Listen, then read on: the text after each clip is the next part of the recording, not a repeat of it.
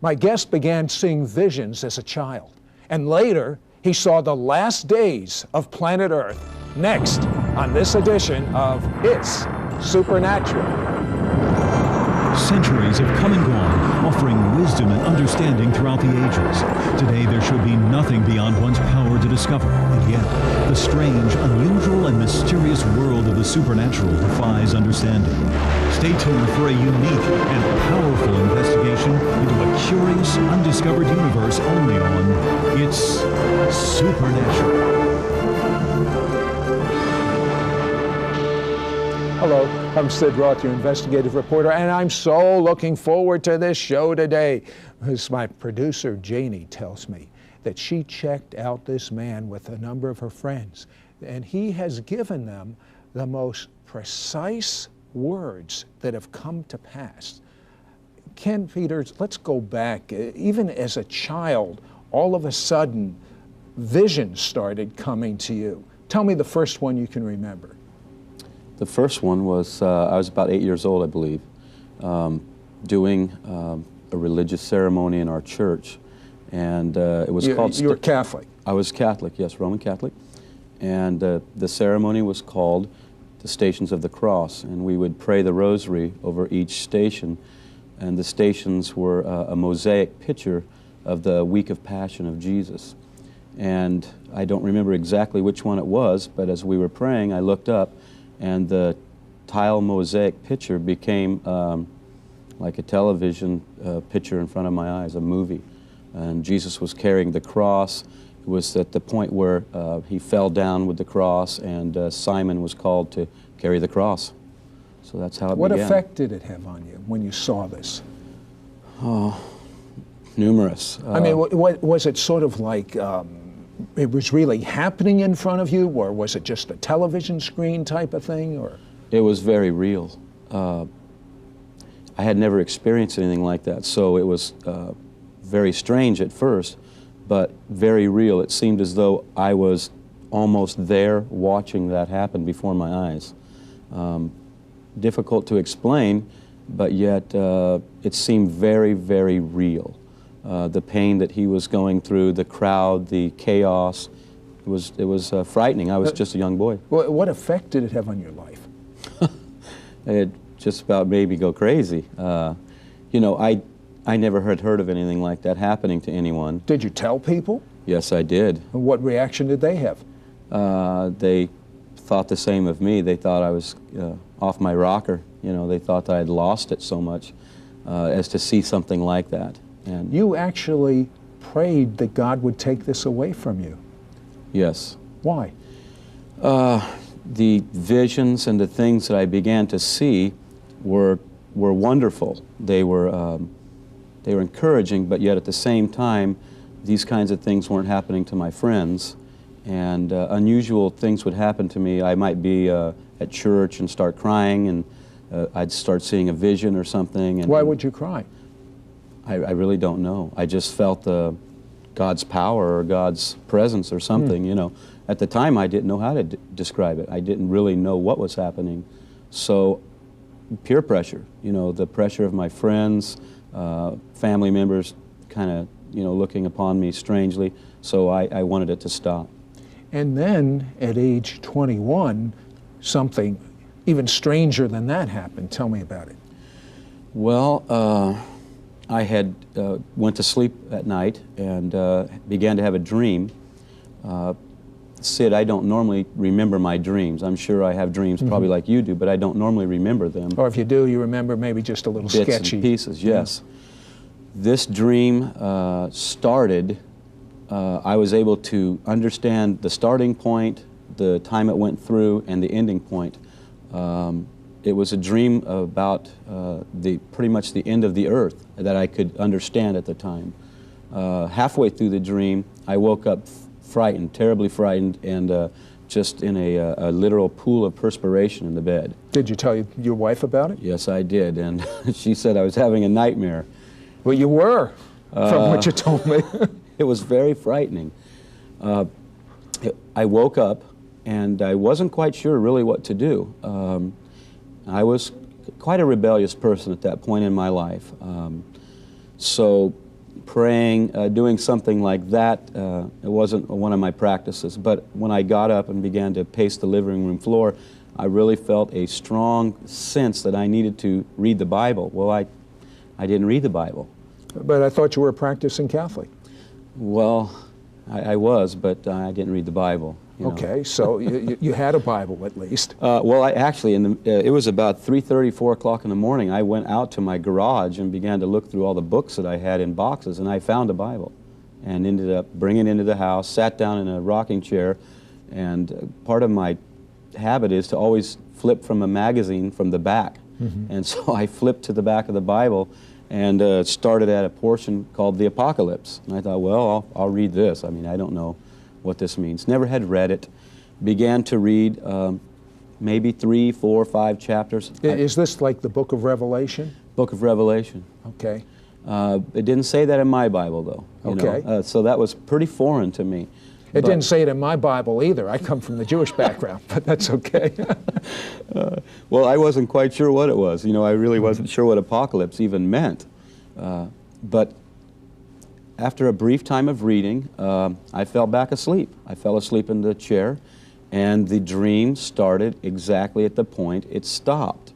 It was astounding that what I had saw. What frightened me to wake me up was a very wicked being at the front door of my house where my door locks had been changed. Someone had taken the door sets, you know, your lock and your doorknob off the door. And I kept hearing something inside of me tell me, don't go back to your house, but flee.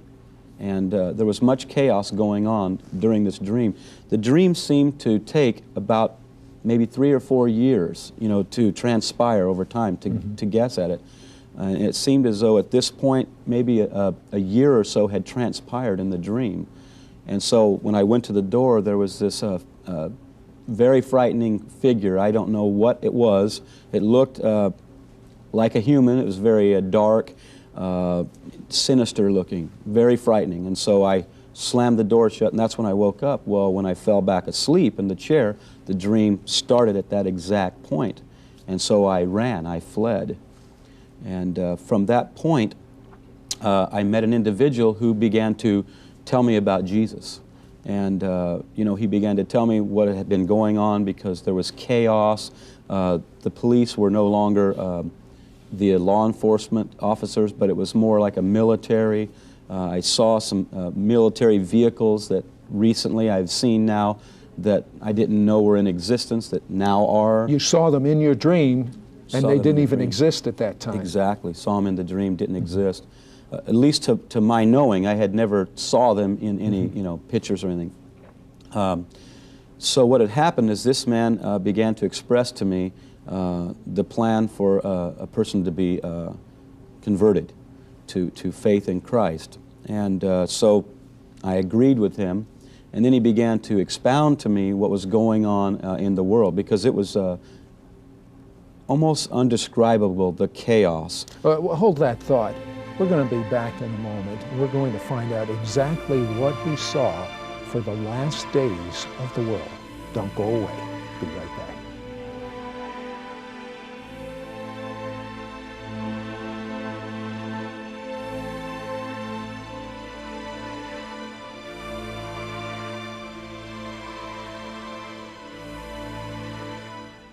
Hello, YouTube. Mishpocha. Mishpocha is a Hebrew word. It means family. This is Sid Roth. Welcome to my world, where it's naturally supernatural.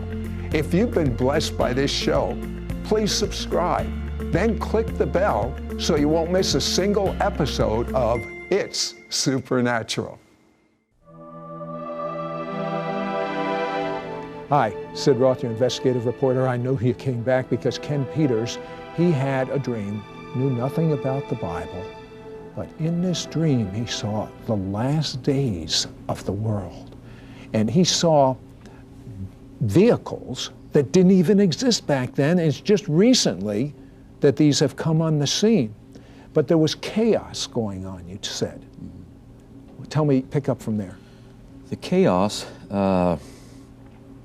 again, there was no governmental covering, so to speak. There didn't seem to be that security that we sense, with with our government watching over us, you know, the parameters that they provide for us. That was completely removed. Again, there weren't local law enforcement agencies, but it was more of a kind of a military or militia. It seemed like martial law. People were greatly frightened. One thing I remember that I will never forget was that little babies had just disappeared for a period of time in this dream. They were gone. No little babies from, you know, newborn. Where did they go? Where did all the babies go? They just disappeared. They were just gone. Yeah, they had just disappeared. Many mothers were very frightened. A lot of toddlers had disappeared. And then a period of time into the dream, people began to have children again. And I knew that this was the end, even though I didn't know anything about the end. Inside of me, I knew this was the end. The end was at the door. Began to see buildings in the city that I was a part of at that time, where I lived, that are now there. Triangular glass building. The way the monetary structure was set up, only certain people could make transactions, business transactions. That people had to have a mark on their hand to conduct business, to buy food at grocery stores. It was all controlled. You never read this in the Bible? Never. You know, this is in the Bible? Never. Okay, go ahead. Now, this was very strange because people were controlled, literally. That's what it was. They were controlled. And there was a great sense that they were being watched almost, you know. So what had happened was, again, like I said, this man led me to faith in Jesus. And I began to work with him to try to spread this news to others. And the thing that really impressed into my thinking was that he said that the Christian people, those who had faith in Jesus, any who had faith in Jesus, were taken. And they were taken to heaven. And that was such an empty feeling to me. Was that where the babies went? I assume so, Sid. I believe so. Okay, go I do ahead. believe so. So the words that he said were so real to me that I received them. I really embraced them as truth. And I knew inside of me somehow that these were truth. So you were left. You I were was left there left. in this chaos. Yes. What else went on? Well, after a short period of time, we began to kind of help these children. Many children were abandoned. Much fear was working through people's hearts. A lot of people were abandoning their children. People were committing suicide on a regular basis. It was very frightening times. So we began to try to help people that were in desperate straits. And eventually we were captured by the militia. And we were told to stop doing what we were doing. And at that point, we continued to do it. Then they took us in again and interrogated us and told us that if we didn't stop, there would be severe penalties. They never at first were very clear about what the penalties would be, other than they would just be severe. And at that time, we just continued to say, well, this is what we believe God has called us to do, and we can't stop doing this. The one thing that seemed strange was I didn't notice any religious freedoms for any people groups, none. Eventually, they took us into this room, did further interrogation, and we pretty much decided we were not going to follow the directives that they were giving us. And then they finally led us into this huge corridor in this building. It seemed to be 50, maybe 100 yards long, with all these people lined up. We weren't sure what was going on, but they would take a person every few minutes, and they would go into this room. And then the line would start getting closer and closer. Eventually, we realized that they were executing these people in this line. The door had opened enough. You were in the line? I was in the line. Yes. My goodness, how would you like to have been in that line? How would you like to have been? What would you have done? You sure would have prayed a lot, I imagine. I'd like to go right now to our control room. I'd like to talk to Janie and find out what we'll be doing next week on It's Supernatural. So when we go there, you're going to find out that next week is going to be a very, very special segment. What Ken is talking about right now, we're going to find out it actually happened. Not all of it, but some of it has already happened. Janie, what about next week? Ken is going to be back next week, and he had the most incredible thing happen to him. He found himself in 1 second in Rio de Janeiro without taking a plane, without taking a car. All of a sudden, he just was there from one place to another place. Well, that's my kind of travel. I know, then you don't have to pay for an airplane anymore. No frequent flyer miles either. That's right. But he has been so accurate with prophecies. I mean, he's known things before they've happened. He knew about the LA riots before they happened. He knew about an earthquake in Japan before it happened. And he knows something that's going to happen in America by the year 2003. And it's going to come to pass.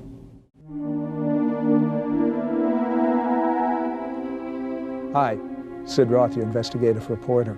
We left off with Ken Peters, and he was having a dream, knew nothing about the Bible. And in this dream, he's in a line, and he's headed towards, was it execution? Execution. You knew it. Yes. Well, what had happened after many people had progressed through the line is that the door was left open. I don't know why, but the door was left open, and we began to see what was going on. The gentleman I had talked about and I, and we were in this line proceeding forward, and began to see people being beheaded, literally losing their lives. And great fear came on me when I saw that happening, because I wasn't sure what was going on behind that door. Listen, something be wrong with you if great fear didn't come on you. Oh, Sid, the fear was indescribable. It felt like my body was having the extreme chills and, almost beside myself. And I began to be afraid that I would deny my faith in Jesus, that I wouldn't be able to go through with this. I was petrified, literally. And I began to just cry out. I can't tell you that I began to pray. It was more of a crying out in desperation, because, I was fearful that if I denied Jesus, then what would happen to me, To me, it was more real than the death itself, Mm-hmm. I was more frightened of the denial, So I cried out, and I just basically said, Lord, please help me. That was a real simple prayer. But at that moment... Not a classic prayer, but an honest prayer. Yeah, honest from the heart. Right.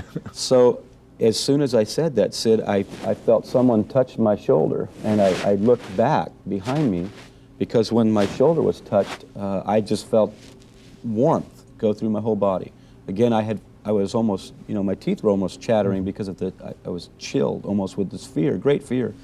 And when I had the warmth run through me, I looked back about like this, and it was Jesus standing behind me. And, a million thoughts could run through your mind if you could explain them in a matter of milliseconds, but I couldn't, except that great peace just flooded me. And then he spoke to me, looked right into my eyes, spoke to me and said, "Fear not, for death will never hold you."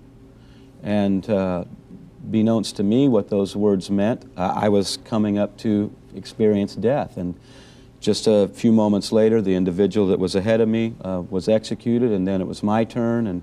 And they asked me, it was strange because they could tell the people that were going to crack. They could tell, and there were some that left the line, What do you mean by crack? Just Deny the Lord? Deny, yes. Deny the Lord, yes. And so I think they had noticed that in me previously in the line. And so they asked me again, and I said, no, Jesus is Lord, and I can't deny faith in Him. And so the executioner, they put me in the position to be killed, and as soon as it was a sword, as soon as the sword touched my neck, I mean, the moment it touched me, I was gone. And there I was with the Lord looking upon the whole scene. It was phenomenal. I mean, instantly in His presence, away from what I was experiencing in death and witnessing all of it. Immediately at that point, the executioner took off his mask and said, I will not kill any more of these people. And then did you wake up? And then I woke up. How did you feel? Very confused, very besides myself, really. I can't. Now you knew religion, you went to parochial school, but you told me you really didn't know Jesus at the time of the dream. No, I didn't. I mean, I knew about God, I knew about Jesus. I went to church every Sunday and saw a cross in the church and the whole religious part that I was a part of, but didn't have a relationship with God as like you and I would have or something. You know what I mean? So it was foreign to me. It wasn't something I could perceive. So what happened next? I went and wrote everything down that I could remember. It was so vivid. It was in Technicolor, literally. So I wrote it down, and I worked with a Christian man. He was one of the finest men I'd ever met, and I just literally, I harassed the man daily, but I knew that he was a genuine... Why did you harass him? Probably just because I was a very ornery individual. He was filled with love, literally. I would harass him, and he would never respond in anger. Ken, how do you know that dream was true? I believe it was true because of the things that I couldn't have known about beforehand that have happened now. Things that weren't in existence that are now in existence. The way, one thing I saw was a scanner for hands in grocery stores and in retail centers. And recently I was even in a retail center where the exact scanner I saw, it showed a hand with a like a beam coming off this. And I asked the lady at the counter, I said, well, what's that for? And she says, well, eventually they're talking about putting some type of implant so that all people have to do is just put their hand through here to have their transactions done. So there's no need for checks and credit cards and money. And so I had seen these things before they were in place. Now, you said that something caused you to want to read the Bible. Mm-hmm. Tell me about that. You know, Sid, at the time, I didn't know that God would speak to people on a personal level. My perception of Him was He was far away. You know, He was out in the universe somewhere, and He was way too busy. And I've come to know through the years and realized at that moment that God was speaking to me. So when I took this dream to this individual, he began to tell me that God is trying to speak to you. And he's the one who told me these things that you have shared with me are right out of the Bible. And so he asked me also, he said, have you read this? I said, no, I read a few chapters halfway through this dream, but you know, without any understanding of what they were. The scriptures made no sense to me. You know, I wasn't enlightened to understand them. You know, I was just reading because I knew at that moment that's what I needed to do, you know. I think it might have been my religious background, you know. I was trying to find God, but I think it was kind of on my terms, so to speak. What happened next? Well, he began to tell me that I needed to be saved from my sins, and I didn't like that. I did not want to hear that. I enjoyed my lifestyle. So I asked him, do I need to become like you? Because I didn't know what it meant to be saved from my sins. I wasn't quite sure of that. I had an understanding of what happened to a person when they die. I believed that, you know, if you were okay, you'd go to purgatory. If you were real terrible, like a murderer, you know, you might go straight to hell. But so I didn't understand that concept. So he said, you need to accept Jesus as Savior and Lord. And so I said, well, do I have to be like you? Because I really wasn't ready to give up. You didn't want to become like him? No, not really. So what happened was I said, well, do I have to quit doing the things I'm doing? And he said, well, kind of yes, kind of no. And I didn't understand what he meant by that. What do you mean kind of yes, kind of no? He said, well, you need to do what God tells you and what His Word tells you to do, not what I would tell you or people. So shortly thereafter, about a 2 or 3 week period went by, and my very best friend had just recently come to faith in Jesus Christ with a kind of an unusual happenstance with him also. He had visited me and talked to me about that, and it was very strange to me, but I knew I could trust him. I've known him since first grade, you know, it's just a young boy.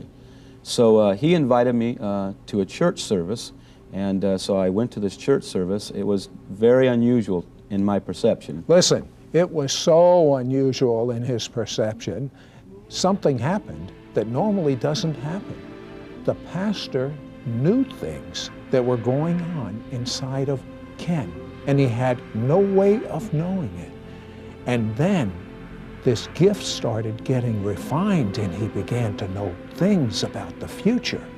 So next week, he's going to be coming on It's Supernatural. And I believe he's going to tell you some very, very specific things, maybe about you. In the meantime, I challenge you to read the book of Revelation. It's the last book in the Bible. And you'll find it lines up exactly like what he just told us in this dream.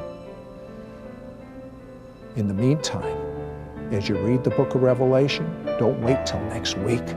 Get right with God. Get to know him. He's so wonderful. God is such a wonderful person. He loves you. He has a purpose for your life. Read the book. Come on back next week. Say a prayer to him.